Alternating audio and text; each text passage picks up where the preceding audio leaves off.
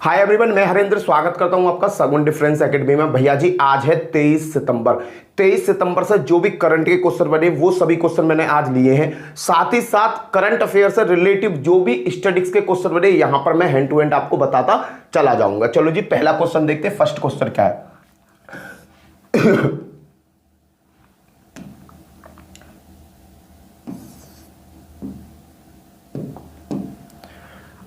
Hi everyone, मैं हरेंद्र स्वागत करता हूं आपका सगुन डिफरेंस एकेडमी में। भैया जी आज है 23 सितंबर। 23 सितंबर के जितने भी करंट के क्वेश्चन बने हैं यहां पर मैंने लिए हैं। साथ ही साथ आपको करंट से रिलेटिव स्टडीज के क्वेश्चन भी यहां पर मैं साथ ही साथ कराता चलूंगा। चलो जी देखते हैं पहला क्वेश्चन क्या। फर्स्ट क्वेश्चन है, किस देश की सेना युद्ध विराम और पूर्ण आत्मसमर्पण के रूसी प्रस्ताव पर सहमत हो गई है?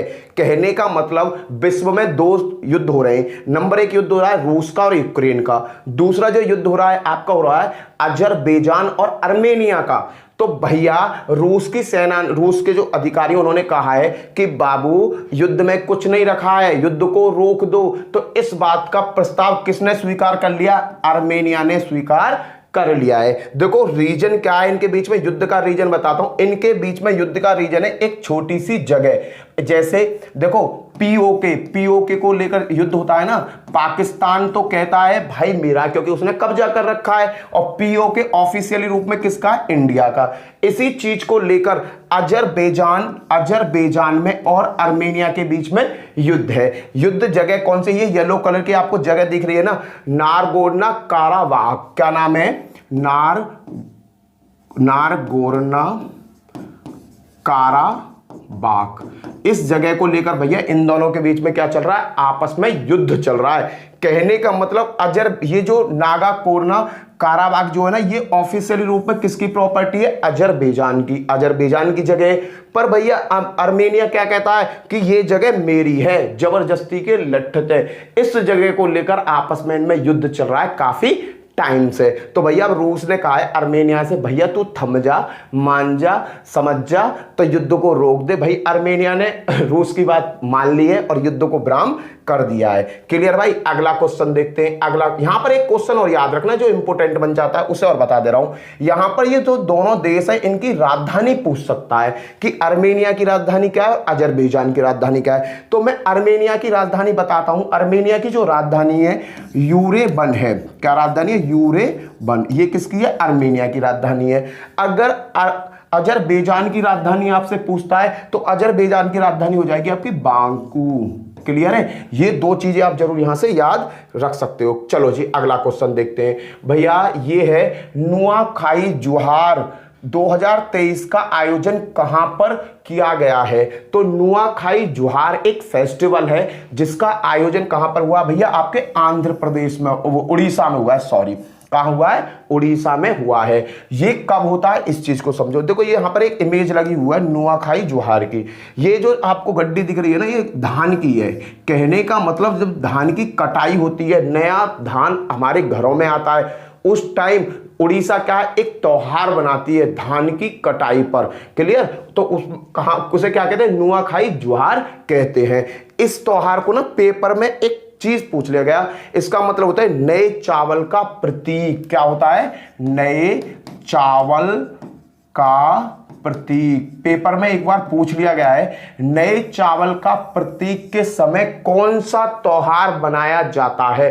तो आप बताओगे नुआखाई जुहार त्योहार बनाया जाता है। कहां पर बनाया जाता है? उड़ीसा में बनाया जाता है। क्लियर है भाई? अब मैं उड़ीसा से कुछ इंपोर्टेंट क्वेश्चन ले रहा हूं। नंबर एक क्वेश्चन पेपर का आया हुआ है, लिंगराज मंदिर कहां पर है? लिंगराज मंदिर कहां पर है? तो भैया लिंगराज मंदिर जो है आपके भुवनेश्वर में है। और भुवनेश्वर कहां पर है? उड़ीसा में है। दूसरा क्वेश्चन है सूर्य का ब्लैक पगोड़ा, सूर्य मंदिर कौन सा भैया? सूर्य मंदिर, जिसे ब्लैक पगोड़ा के नाम से भी जाना जाता है। सूर्य मंदिर कहां पर है? तो सूर्य मंदिर भी कहां पर है भैया? सूर्य मंदिर भी आपके उड़ीसा में है, जिसे ब्लैक पगोड़ा के नाम से जाना जाता है। इसका निर्माण किसने कराया था? गंग वंश के राजाओं ने इसका निर्माण कराया था। और भैया इससे एक चीज याद रखना, पूरे भारत में एकमात्र मंदिर है जो सौर ऊर्जा से चलता है। किससे चलता है? सौर ऊर्जा। यहां पर बिजली का प्रयोग नहीं किया जाता, सौर ऊर्जा से संचालित गांव है,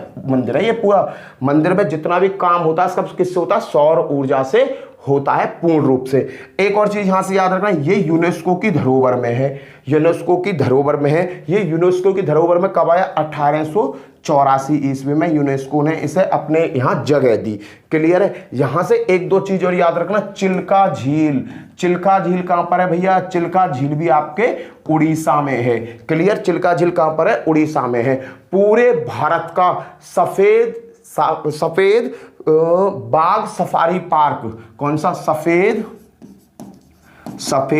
बाघ safari park, safari park Bharat का कहां पर है भैया? ये भी आपके उड़ीसा में है। अगर एग्जामिनर कहे कि बस इसका नाम बता दो, इसका नाम क्या है, तो नंद कानन। क्या नाम है? नंद कानन वन्य जीव अभ्यारण्य। सफेद कहा क्या है यहाँ पर? सफेद बाघ सफारी पार्क है। क्लियर भाई? उड़ीसा से इतनी चीजें आपको क्लियर हो जानी चाहिए। चलो जी भाई, जो भी भाई मेरे चैनल में पहली बार आया है चैनल को सब्सक्राइब कर लेना, साथ में बेल आइकन जरूर बजाना। सगुन डिफरेंस एकेडमी चैनल है, यहाँ पर जो आने वाली जो कंपटीशन की एग्जाम है ना, सभी की तैयारी मैं कराने वाला हूँ, जिसमें आपके मैथ प्लस जीएस इन दोनों सब्जेक्ट की गारंटी मैं ले रहा हूँ कि इसमें आपको कोई भी दिक्कत नहीं आने वाली, मैथ में और जीएस में। तो भैया चैनल को सब्सक्राइब कर लेना, बेल आइकन जरूर बजा देना।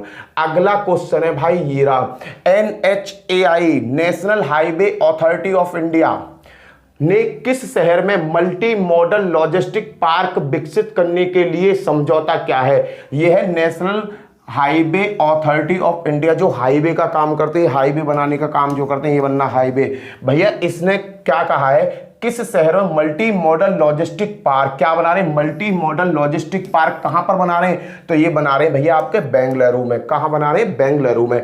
ये न्यूज की कटिंग है। NHAI भाई 1770 करोड़ रुपए का क्या करा है इन्होंने? समझौता क्या है? कहां पर बनाने के लिए? मल्टी मॉडल लॉजिस्टिक पार्क बनाने के लिए। किस जगह? बेंगलोर में। क्लियर है भाई? अगर मैं यहां से 2-3 क्वेश्चन बहुत बड़े आ जाते हैं, भारत का सबसे बड़ा रोड कौन सा है? भारत का सबसे बड़ा रोड कौन सा है? तो आप याद रखना NH44।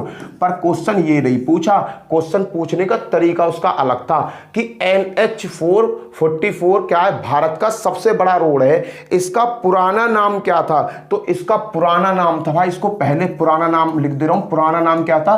NH7। क्या है? NH7। इसको कई तरीका से एग्जामिनर ने पूछा। देखो मैं चित्र बनाता हूं, ये भारत का नक्शा है, कुछ भी देखो भारत का नक्शा है, ठीक है? उत्तर, दक्षिण, पूरब और एक पश्चिम, ठीक है? ये 4 हिस्सा हो गए। उत्तर से यहां जम्मू कश्मीर से चलता है ये कन्याकुमारी तक। इसका नाम क्या है भैया? NH44। क्या है? NH44। कहां से चलता है? जम्मू कश्मीर से कन्याकुमारी। NH44 भारत का सबसे बड़ा राष्ट्रीय राजमार्ग है। उसके बाद में गुजरात और असम के बीच में, पश्चिम और पूरब के बीच में कौन सा चलता है? NH27। यहां से यहां तक क्या चलता है? NH27। भाई क्वेश्चन ऐसे पूछा है एग्जामिनर ने कि उत्तर दक्षिण गलियारा किसको कहा जाता है? तो आप बताओगे NH24 को। इसका पुराना नाम क्या है? NH7 इसका पुराना नाम है। अगर पूछ ले पूर्व पश्चिम गलियारा किसको कहा जाता है? तो NH27 को। ये दोनों रास्ते एक जगह काटते हैं अपने आप को यहां पर। तो इसको क्या, किस जगह काटते हैं? इसको काटते हैं ये झांसी में। याद रखना बाबूजी, बहुत इंपॉर्टेंट है कि ये दोनों मिलकर कहां काटते हैं? झांसी में एक दूसरे को काटते हैं। चलो जी, यहां से एक क्वेश्चन हो जाएगा। अगला क्वेश्चन चलते हैं। तो कहां पर बना रहा मल्टी वो लॉजिस्टिक पार्क कहां बन रहा है? बेंगलोर में आपका बन रहा है। नेक्स्ट क्वेश्चन भैया, किस बीमा कंपनी ने प्लेटिनियम हेल्थ प्लान के लिए स्वास्थ्य बीमा की सुबह हो गई मामू? इस बात को याद रखना, सुबह हो गई मामू इंपोर्टेंट है। इंपोर्टेंट क्यों? क्योंकि यहां पर एक जो स्वास्थ्य बीमा पॉलिसी चलाई है वो सुबह हो गई मामू। आपने देखा हो MBBS, मुन्ना भाई और सर्किट वाली मूवी, उसमें कहता भाई सुबह हो गई मामू, वो वाली मूवी वाला है भाई। किस बीमा कंपनी ने प्लेटिनियम हेल्थ प्लान के लिए स्वास्थ्य बीमा की सुबह हो गई मामू अभियान शुरू किया है? तो आपका आंसर हो जाएगा AC एक्वा जनरल इंश्योरेंस। भाई ये बहुत ज्यादा इंपॉर्टेंट है। रीजन क्या है इंपॉर्टेंट का, मैं बताता हूं। जब आप कोई हेल्थ इंश्योरेंस कराते हो और आज सपोज करो आज आपने कोई हेल्थ इंश्योरेंस कराया आज की तारीख में 23 तारीख को, क्लियर है, और आपका भगवान ना करे को 2 या 4 दिन बाद आपको कोई प्रॉब्लम हो जाए और आप भर्ती हो गए हॉस्पिटल में, तो भैया जो इंश्योरेंस आपने और कंपनी में कराया वो आपको रकम ना देगी। पता है क्यों?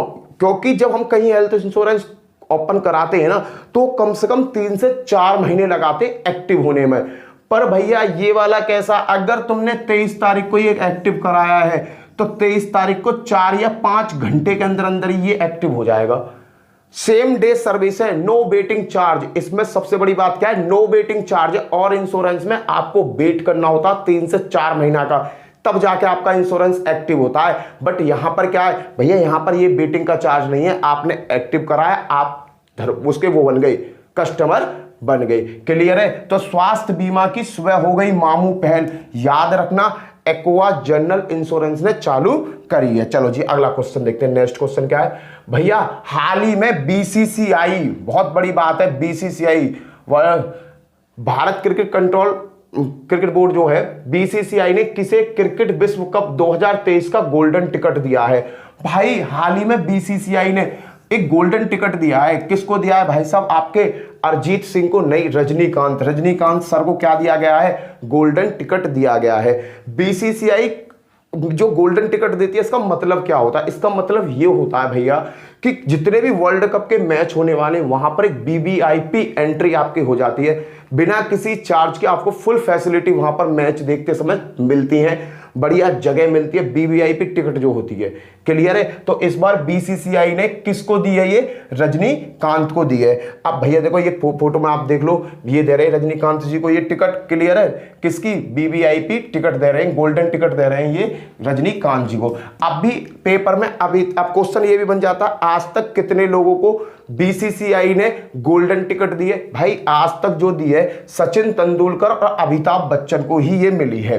क्लियर है? भारतीय क्रिकेट कंट्रोल बोर्ड बीसीसीआई ने मंगलवार को सुपरस्टार रजनीकांत को गोल्ड टिकट प्रदान करा है। क्लियर है भाई? ये अभी तक किसको मिल चुकी है? बीसीसीआई इससे पहले सचिन तेंदुलकर और अमिताभ बच्चन को ये चीजें दे चुकी है। किनको? सचिन सर को मिल चुकी है गोल्डन टिकट और आपके अमिताभ जी को मिल चुकी है। क्लियर? अमिताभ, इन 2 बंदों को मिली है। और तीसरे बंदे इस टिकट को पाने वाले कौन है? तीसरे बंदे आपके बन गए रजनीकांत, इस तीसरे वो बन गए। अब भैया बीसीसीआई ने कुछ नाम और बताएं जिनको ये गोल्डन टिकट दे सकती है। जैसे आपके हो गए भैया धोनी सर, कपिल देव और सोमनाथ। क्लियर है? 3 आदमी और है जो बैटिंग में जिनको वीवीआईपी गोल्डन टिकट मिल सकती है। धोनी सर, कपिल देव क्योंकि दोनों ही क्रिकेट के महान देवता माने जाते हैं। और एक और है आपके सोमनाथ को भी वीवीआईपी टिकट मिल सकती है। पर भैया रजनीकांत को तो वीवीआईपी टिकट बीसीसीआई ने दे दी है। और इससे पहले किस किस को मिली है? सचिन को और अमिताभ बच्चन को। बीसीसीआई की गोल्डन टिकट पाने वाले कौन से नंबर के व्यक्ति हैं? तीसरे नंबर के व्यक्ति हैं। चलो जी अगला क्वेश्चन देखते हैं। नेक्स्ट क्वेश्चन क्या है? आप देखो भैया एक और नया क्वेश्चन बीसीसीआई से रिलेटिव क्वेश्चन है। भारतीय क्रिकेट कंट्रोल बोर्ड ने किसे डोमेस्टिक और इंटरनेशनल सीजन के लिए ऑफिशियल पार्टनर चुना है? ऑफिशियल पार्टनर चुना है भाई भारतीय क्रिकेट बोर्ड बीसीसीआई ने। एयरटेल इंडिया को नहीं, टाटा पावर को नहीं, टेक महिंद्रा को नहीं, एसबीआई लाइफ को। भाई एसबीआई लाइफ को बीसीसीआई ने अपना ऑफिशियल पार्टनर चुन लिया है आने वाले 3 साल के लिए। भाई 3 साल के लिए, कहने का मतलब जो पार्टनर है जो ऐड दिखाते हैं ना एसबीआई लाइफ के साथ ही अपने ऐड दिखाएंगे। क्लियर है भाई? आगे देखते हैं। देखो बीसीसीआई की अगर मैं बात करूं तो बीसीसीआई की जो स्थापना हुई थी वो बीसीसीआई, मैं इसके बारे में थोड़ा सा लिख दूं। बीसीसीआई की जो स्थापना हुई 1928 में हुई और हेडक्वार्टर कहां पर है इसका? मुंबई में। क्लियर? और रोजर बिन्नी कौन है इसके अध्यक्ष हैं? कौन है भैया? रोजर बिन्नी इसके अध्यक्ष हैं। कहां पर है हेडक्वार्टर इसका? मुंबई में हेडक्वार्टर है। उसके बाद में 3 साल के लिए भैया इन्होंने क्या किया है? इनके साथ अपना हिस्सा बना लिया है कि भैया इस तरीका का ऐड आएगा, एक तरफ बीसीसीआई का ऐड लगा और एक तरफ एसबीआई लाइफ का ऐड लगा हुआ, वो आपको देखने को मिलेगा। क्लियर है भाई? अगला क्वेश्चन देखते हैं। नेक्स्ट क्वेश्चन क्या? हाल ही में थियरी माथो ने भारत में भारत में किस देश के दूत के रूप में कार्यभार संभाला है? भैया एमिस्टर है। ये आए हैं कहां से? फ्रांस से। भाई कहने का मतलब जो फ्रांस से जो हमारे यहाँ राजदूत हैं वो कौन है भैया? आपके थियरी माथो। क्या नाम है इनका? थियरी माथो। इन्होंने कार्यभार संभाला है। ये रे भैया थियरी माथो। कहाँ के हैं ये? फ्रांस के ब्रांड एम्बेसडर हैं जो इंडिया में आए हैं। क्लियर? जैसा हमारे देश के ब्रांड एम्बेसडर और देशों में जाते हैं ऐसे ही फ्रांस के ये हमारे यहाँ आए हैं। नेक्स्ट क्वेश्चन देखते हैं। नेक्स्ट क्वेश्चन क्या है? हाल ही में किस राज्य सरकार ने 21 साल से कम उम्र के लोगों पर हुक्का, बीड़ी, तंबाकू, कहने का मतलब नशे की उत्पादों पर प्रतिबंध लगा दिया है? अगर 21 साल से उम्र तुम्हारी कम है और अगर तुम पकड़े जाते हो ये नशा करते हुए, तुम्हें लपेट दिया जाएगा भैया। तो ये किसने करा? कर्नाटक सरकार ने कर दिया है। कर्नाटक का। भाई अब यहां से क्वेश्चन क्या बनते हैं? देखो ये चीज तो बहुत वैसी है, बता दी मैंने आपको कि भैया 21 साल से कम उम्र के लोगों पर हुक्का, तंबाकू उत्पादकों पर प्रतिबंध लगाया है। किस राज्य ने लगाया? आपके कर्नाटक ने लगाया है।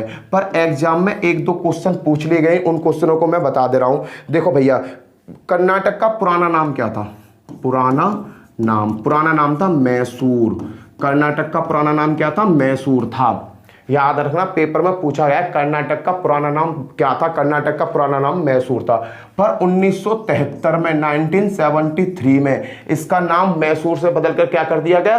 कर्नाटक कर दिया गया भैया। उसके बाद में इसकी भाषा याद रखना, इस राज्य की भाषा कैसी है? तो इस भाषा कन्नड़ भाषा। ये कन्नड़ भाषा बहुत ज्यादा इंपॉर्टेंट है भाई। देखो कन्नड़ भाषा है, यहाँ की भाषा कैसी है? कन्नड़ भाषा है। कन्नड़ कैसी भाषा? शास्त्रीय भाषा है। और पूरे भारत में कितनी शास्त्रीय भाषा है? तो भैया ये कैसी भाषा? शास्त्रीय भाषा है। कैसी है? शास्त्रीय भाषा है। और पूरे भारत में कितनी शास्त्रीय भाषाएं? तो मात्र 6 शास्त्रीय भाषाएं। तो यहां से ये इंपॉर्टेंट क्वेश्चन बन जाता है। एक क्वेश्चन और बनता है, यहां का एक नृत्य बहुत इंपॉर्टेंट है, कई बार पेपर में पूछा गया है। यक्षगान कहां का नृत्य है? तो यक्षगान कहाँ का है भैया? आपका उड़ीसा का। यहाँ मैंने कई क्वेश्चन आपके कवर करा दिए। 21 साल से कम उम्र के लोगों को हुक्का, तंबाकू, बीड़ी पर प्रतिबंध किसने लगाया? कर्नाटक ने। कर्नाटक का पुराना नाम मैसूर। 1973 में कर्नाटक पड़ा। क्लियर है? इसकी जो भाषा कन्नड़ भाषा, कन्नड़ एक शास्त्रीय भाषा है। और पूरे भारत में कितनी शास्त्रीय भाषा है? मात्र 6 शास्त्रीय भाषा है। यक्षगान कहाँ का नृत्य है? ये है नृत्य आपका कर्नाटक का। भाई बहुत इंपॉर्टेंट है। बहुत सारे रूल बनाए क्योंकि स्कूल, मंदिर के पास में आप क्या नहीं कर सकते? बीड़ी, सिगरेट, पान, तंबाकू नहीं बेच सकते हो। क्लियर है भाई? अगला क्वेश्चन है, central bureau of investigation CBI के नए उप डीआईजी कौन बनने भैया? देखो उप महानिरीक्षक के रूप में किसे नियुक्त किया गया है? अंगद मिश्रा नहीं, विकास कुमार नहीं, तेजेंद्र सिंह नहीं, कुलदीप द्विवेदी। भैया कुलदीप द्विवेदी जी को क्या बना दिया गया? नया डीआईजी बना दिया गया सीबीआई का। इससे पहले ये किसके थे? आईटीबीपी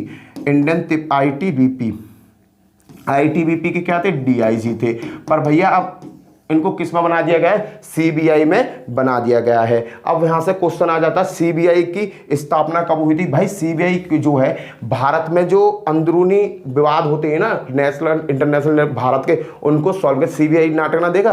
क्लियर है? सीबीआई की तरह। तो डीआईजी बने कौन? कुलदीप द्विवेदी। तो इसकी स्थापना कब हुई थी? 1963 में इसकी स्थापना हुई थी। इसके इस समय अध्यक्ष कौन चल रहे हैं? सीबीआई डायरेक्टर कौन है? तो सीबीआई डायरेक्टर प्रवीण सूद। कौन है?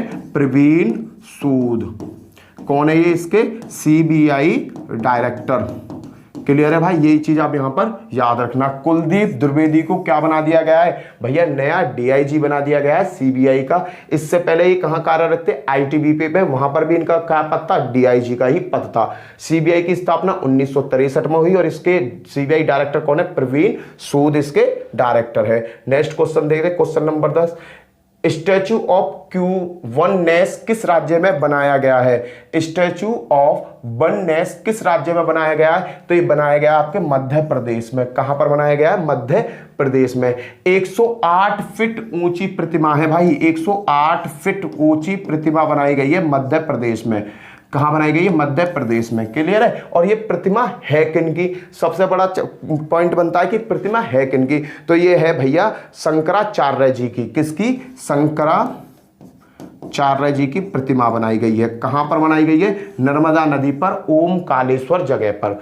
नर्मदा नदी पर ओमकालेश्वर जगह पर 108 फीट ऊंची शंकराचार्य जी की मूर्ति का निर्माण किया गया है। और ये कहां पर है? ये है आपके मध्य प्रदेश पर। भैया इन्होंने ना 4 मठ की, पूरे भारत में 4 कोनों पर, भारत के जो 4 कोने वहां पर 4 मठ की स्थापना करी थी। अभी आपने सुना हो जोशी मठ, बहुत ज्यादा पेपर में रहा था क्योंकि वो टूट फूट हो रही है। नंबर 1 कौन सा? जोशी मठ। जोशी मठ याद रखना, जोशी मठ।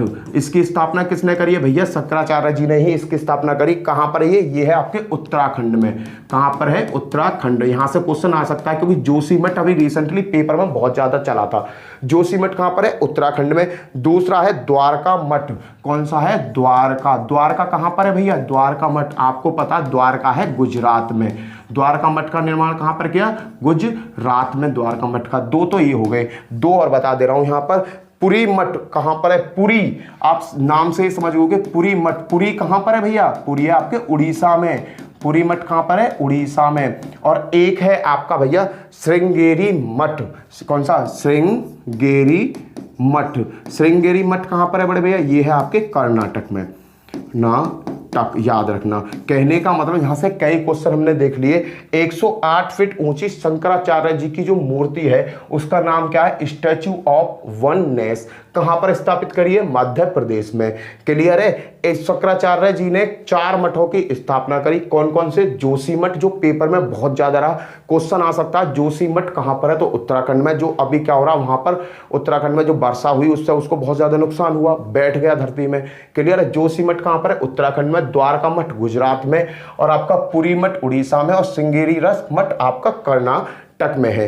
क्लियर है भाई? ये चीजें आपको यहां पर अच्छी तरीके से याद हो जानी चाहिए। भाई ये जो जगह है मध्य प्रदेश में कहां बनाई है गई है? ये मैंने बता दी, आपके नर्मदा नदी पे बनाई गई है। कौन से जिले में है? जिला और याद रखना, खंडवा। खंडवा जिले की ओमकालेश्वर। क्लियर है? ओमकालेश्वर में ये बनाई गई है प्रतिमा। क्लियर है भाई? खंडवा जिले में ओमकालेश्वर पर बनाई गई है। चलो नेक्स्ट क्वेश्चन देखते हैं। नेक्स्ट क्वेश्चन क्या है? एशिया गेम्स 2023 में भारतीय दल के ध्वजवाहक कौन है? भाई एशिया दल के ध्वजवाहक बनाए गए हैं आपके हरमनप्रीत सिंह और लवलीना बोरगोहान। पहले वाले हैं भाई, हरमनप्रीत सिंह और लवलीना बोरगोहान। इनको क्या बनाया गया है? एशिया गेम का ध्वजवाहक बनाया गया है। आपको पता है एशिया गेम 2023 का हो रहे हैं, ये हो रहे हांगझाऊ में। किसमें? हांगझाऊ में हो रहे हैं। और ये कहां पर है? चीन में। एशिया गेम कहां पर हो रहे हैं इस बार भैया? चीन में हो रहे हैं, हांगझाऊ में। क्लियर है भाई? और ये कब से कब चलेंगे? 23 सितंबर से 8 अक्टूबर तक चलने वाले हैं। ये याद रखना कि कौन कौन है ध्वजवाहक, कौन रहेंगे 2023 में भारतीय दल के ध्वजवाहक कौन है? हरमनप्रीत सिंह और लवलीना बोरगोहान। क्लियर? ये कौन है? ये हॉकी के प्लेयर, हॉकी के कप्तान है भारत के। क्लियर है भाई? ये चीजें आप याद रखना। चित्र दिखाता हूं दोनों का। ये रे भाई, ये दोनों बंदे क्या करेंगे? अब जो चीन में जो एशिया गेम हो रहे हैं वहां पर ध्वजवाहक का काम करेंगे। 2018 में इंडोनेशिया में हुआ था। एशिया गेम कहां पर हुए थे पिछली बार? इंडोनेशिया के जकार्ता में 2018 में। वहां पर जो ध्वजारोहण का काम किया था वो किसने किया था? नीरज चोपड़ा ने।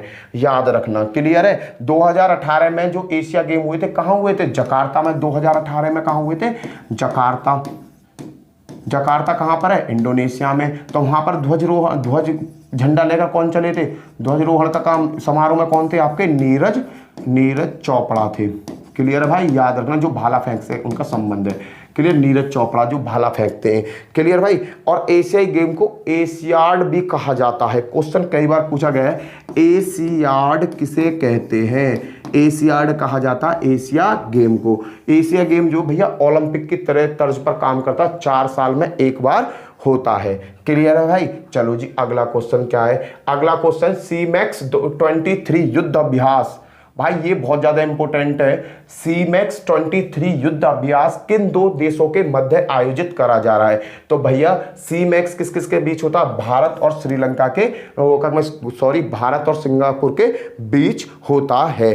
क्लियर है भाई। ये एक नौसेना का अभ्यास होता है, नौसेना जो है ये नौसेना का अभ्यास होता है। यहाँ पर सिंगापुर के और इंडिया के नौसैनिक आपस में मिलकर क्या करते हैं, एक दूसरे के साथ अभ्यास करते हैं। अब क्लियर है। सीमेक्स 23 कहाँ हो रहा है, सिंगापुर में हो रहा है। भारत और सिंगापुर के बीच हो रहा है, नौसेना अभ्यास है। हम यहाँ पर हमारी तरफ से INS रणविजय, INS कवरावती, एक पनडुब्बी है INS सिंधु केसरी, और भैया एक गश्ती विमान गया है जो समुद्र की देखभाल करता है जिसका नाम है विमान P8I। क्लियर। ये 2 चरणों में पूरा होगा, हर्बल चरण और समुद्री चरण। हम जो सिंगापुर के साथ जो एक्सरसाइज करते हैं वो कौन कौन सी करते हैं, इससे अलग अग्नि युद्ध अभ्यास और दूसरा बोल्ड कुरुक्षेत्र। ये दिख रहा होगा भैया आपको, हमारी तरफ से भाई फौजी पहुंच चुके हैं वहां पर। उत्तर प्रदेश के पहले अंतर्राष्ट्रीय बाजार मेला का आयोजन कहाँ हुआ, तो भैया इंटरनेशनल जो मार्केट है ना, अंतर्राष्ट्रीय बाजार मेला का उद्घाटन आपके यूपी के नोएडा में हुआ है, ग्रेटर नोएडा में हुआ है। इसका उद्घाटन किसने किया, द्रौपदी मुर्मू, जो हमारे कौन है, राष्ट्रपति, हमारे जो राष्ट्रपति हैं, राष्ट्रपति कौन है हमारे यहाँ, द्रौपदी मुर्मू। द्रौपदी मुर्मू ने इसका उद्घाटन किया है। क्लियर है भाई। अगला क्वेश्चन देखते हैं नेक्स्ट। हाल ही में ICMR ने किस राज्य में निपाह वायरस के निदान के लिए टर्नेट टेस्ट को मंजूरी दी है। भैया ये क्वेश्चन ICMR ने किस राज्य में, निपाह वायरस। आपको पता है कि निपाह वायरस कहां पर फैल रहा है, आपके केरल में फैल रहा है, केरल में फैल रहा है। तो केरल में अब एक टेस्ट को मंजूरी दे दी गई है कि भैया ट्रूनेट टेस्ट कराओ। किसने मंजूरी दी है, ICMR। क्लियर है भाई। तो निपाह वायरस कहां फैल रहा है, आपके केरल में फैल रहा है। इससे अगला क्वेश्चन देखते हैं। 22 सितंबर 2023 को, भाई बहुत मोस्ट इंपोर्टेंट क्वेश्चन है। इंपोर्टेंट क्यों, क्योंकि इसका बनाने का तरीका कुछ अलग है। 23 सितंबर 2023 प्रधानमंत्री नरेंद्र मोदी ने कहां पर शिव थीम वाले स्टेडियम, देखो शिव थीम वाला स्टेडियम, भाई क्रिकेट स्टेडियम है, शिव थीम, कहने का मतलब शिव शंकर की थीम पर एक स्टेडियम बनाया गया है जिसमें आधा चंद्रमा, ये देखो ये आधा चंद्रमा, यहाँ पर एक डमरू है, ये आधा चंद्रा है, यहाँ पर डमरू है, और यहाँ पर जो त्रिशूल यूज किया गया है ना बाबू, वहां पर भी लाइट लगी हुई है। देखो ये रहा त्रिशूल, ये रहा डमरू, ये रहा, और अर्ध चंद्रकार है। कहने का मतलब शंकर जी के पूरा स्वरूप इस स्टेडियम में देखने को मिलने वाला है। इसका उद्घाटन भैया आधारशिला किसने रखी है, आधारशिला रखी है आपके नरेंद्र मोदी जी ने। ये है कहां पर, ये है भैया आपके वाराणसी में। वाराणसी में शिव शंकर की थीम पर एक क्रिकेट स्टेडियम बनाया जा रहा है जिसकी आधारशिला किसने रखी है, भाई साहब आपके प्रधानमंत्री जी नरेंद्र मोदी जी ने रखी है। क्वेश्चन आ सकता है, इंपोर्टेंट क्वेश्चन है। इससे अगला क्वेश्चन क्या है, हाल ही में भारत ने 10,000 इलेक्ट्रॉनिक बस लॉन्च करने के लिए किस देश के साथ साझेदारी या मिलान क्या है। भाई साहब भारत में ना इलेक्ट्रिक बस चलेंगी। कहने का मतलब अब भारत में ना डीजल पेट्रोल की जो बसें हैं ये बहुत कम हो जाएंगी। जगह जगह आने वाला टाइम ऐसा हो जाएगा कि भाई आपको जहां भी मिलेगी बिजली की चार्ज हुई बसें चलती हुई मिलेंगी। अब क्या कहा है कि हाल ही में भारत ने 10,000 इलेक्ट्रिक बसें लॉन्च करने के लिए किस देश के साथ हाथ मिलाया है, तो ये हाथ मिलाया है आपके अमेरिका के साथ। अमेरिका के साथ 10,000 बसों का क्या किया गया है, टेंडर पास किया गया है कि भारत में इलेक्ट्रिकल बस चलेंगी। और अमेरिका ने ये लक्ष्य 2027 तक कहा है कि हम कम से कम 50,000 बसों का अरेंज कर देंगे। कहने का मतलब भारत में डीजल पेट्रोल से चलने वाली जो बसें इनकी गिनती क्या हो जाएगी, कम हो जाएगी। क्लियर है भाई। तो किसके साथ हाथ मिलाया है, आपके अमेरिका के साथ हाथ मिलाया है। उसके बाद में हाल ही में चुनाव आयोग ने युवा मतदाताओं को शिक्षित करने के लिए कौन सी कॉमिक्स बुक लॉन्च की है। देखो अब भाई चुनाव आयोग, चुनाव आने वाले हैं तो चुनाव के लिए जो नव युवक हैं उनको प्रोत्साहित करना कि भाई वोट जरूर डालना। वोट डालने के लिए मार्केट में एडवर्टाइजमेंट चलेगा। तो इस समय चुनाव आयोग जो है ना, चुनाव आयोग ने एक नई कॉमिक्स बुक लॉन्च करी है, चाचा चौधरी चुनावी दंगल। क्या, चाचा चौधरी और चुनावी दंगल के नाम से। चाचा चौधरी, ये कार्टून आपको दिख रहा होगा, ये देखो हाथ पे वो लगाए हुए हैं चाचा चौधरी। इन्होंने इस कॉमिक्स के थ्रू क्या कर रहे हैं कि भाई चुनाव का प्रचार कर रहे हैं नव युवकों के बीच में कि भैया वोट जरूर डालने जाना। क्लियर है भाई। अगला क्वेश्चन, नेक्स्ट इंपोर्टेंट क्वेश्चन देखो, सितंबर 2023 में किस राज्य के किरीटेश्वरी, मैं बताऊंगा इसका छोटा सा कहानी है।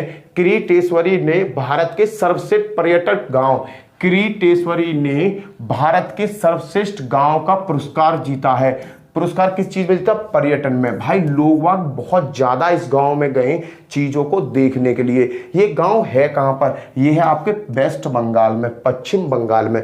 पब्लिक इस गांव में जा क्यों रही है? उसका रीजन है क्रीटेश्वरी मंदिर। ये जो मंदिर है ये क्रीटेश्वरी मंदिर है। ये जो मैया है ना देवी माता, उनके 51 पीठों में से एक है, 51 पीठों में से एक है। ये यहाँ पर प्रसिद्ध मंदिर है। इसी मंदिर को देखने के लिए दूर दूर से लोग इस जगह आ रहे हैं। ये जगह कहाँ पर है? ये है आपके वेस्ट बंगाल में। तो भैया इसने ना सर्वश्रेष्ठ पर्यटक गांव का क्या जीता है? अवार्ड जीता, पुरस्कार जीता है। कि भाई सीधी सी बात है, बाहर के लोग अगर हमारे गांव में आएंगे तो हमारे गांव की तरक्की होगी। लोग छोटी छोटी दुकान खोल के बैठ जाएंगे, डेवलपमेंट होगा, पब्लिक आ रही है, उन्हें खाने पीने के लिए रेस्टोरेंट, सब चीजें खुले। धार्मिक स्थान आप कोई भी ले लो, हरिद्वार कभी आप जाते हो ना, हरिद्वार में ओयो हैं, रेस्टोरेंट है, डेवलपमेंट हो रहा है वहां। बाहर के लोगों से पैसा तो ही कमाई, वहां के लोग उनका बिजनेस क्या है? उनका बिजनेस कुछ नहीं है। वहां के लोग किससे पैसा कमा रहे हैं? जो हम लोग वहां दर्शन करने के लिए जाते हैं। आप वृंदावन चले जाइए, मथुरा चले जाइए, आपने देखा हो बच्चे टीका लेके डोलते, राधे राधे यहाँ लिख दिया, यहाँ लिख दिया, टीका लगा दिया। तो क्या है? एक रोजगारी तो बढ़ रहा है। इसी तरीका से पश्चिम बंगाल में ना इस गांव में क्या हो रहा है? क्रीटेश्वरी मैया की वजह से पब्लिक बहुत ज्यादा जाती है वहां से। इस जगह पे क्या हो? पर्यटक बहुत ज्यादा आ रहे हैं और वो गांव दिन पे दिन क्या कर रहा है? तरक्की कर रहा है। तो ये गांव कौन सी जगह है भैया? वेस्ट बंगाल में गांव है, याद रखना। अब ये है मोस्ट इंपोर्टेंट और लास्ट क्वेश्चन, इसको देखते हैं। हाल ही में सरकार ने विज्ञान प्रौद्योगिकी और नवाचार के क्षेत्र में राष्ट्रीय विज्ञान पुरस्कार देने की घोषणा की है। यह कितनी श्रेणियों में दिया जाएगा? तो भैया विज्ञान प्रौद्योगिकी और नवाचार के क्षेत्र में दिया जाता है, राष्ट्रीय पुरस्कार देने की घोषणा करी गई है। और यह कितने श्रेणियों में दिया जाता है भैया? 4 श्रेणियों में दिया जाता है। क्लियर है भैया? ये हम पर आपको याद हो गए होंगे। पहला क्या होता है? विज्ञान रत्न, पहला पुरस्कार है विज्ञान रत्न, पहला वाला। दूसरा विज्ञान श्री ये दूसरा है। नंबर 3 की अगर मैं बात करूं तो विज्ञान युवा शक्ति, विज्ञान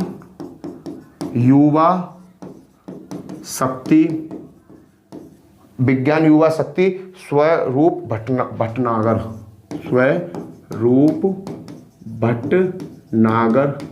और नंबर 4 है भैया आपका विज्ञान टीम पुरस्कार। ये 4 फील्ड में पुरस्कार दिया जाएगा। क्लियर है? तो भैया अभी जो सरकार ने विज्ञान प्रौद्योगिकी और नवाचार के क्षेत्र में जो राष्ट्रीय विज्ञान पुरस्कार देने का घोषणा की है, ये कितने फील्ड में दिया जाएगा? 4 फील्ड में दिया जाएगा। विज्ञान रत्न, विज्ञान श्री, विज्ञान युवा शक्ति स्वरूप भटनागर और विज्ञान टीम पुरस्कार। और भैया इसी के साथ यहाँ पर मैं करता हूँ वीडियो को समाप्त। क्लियर है भाई? अगर वीडियो अच्छी लगी हो, वीडियो को ज़्यादा से ज़्यादा लाइक करना, शेयर करना, अपने दोस्तों में शेयर करना और ज़्यादा हो चैनल को सब्सक्राइब जरूर करना। ठीक है? इसी के साथ जय हिंद, जय भारत। फिर मिलता हूँ नेक्स्ट वीडियो में। Bye bye.